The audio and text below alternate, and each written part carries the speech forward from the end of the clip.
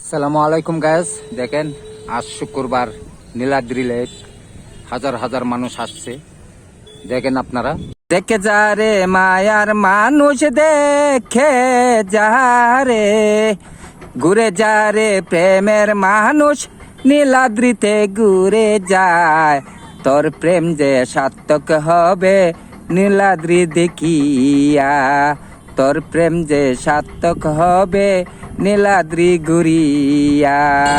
দেখে যা রে মায়ার মানুষ, দেখে যা রে, দেখে যা রে প্রেমের মানুষ, নীলাদ্রিতে ঘুরে যা।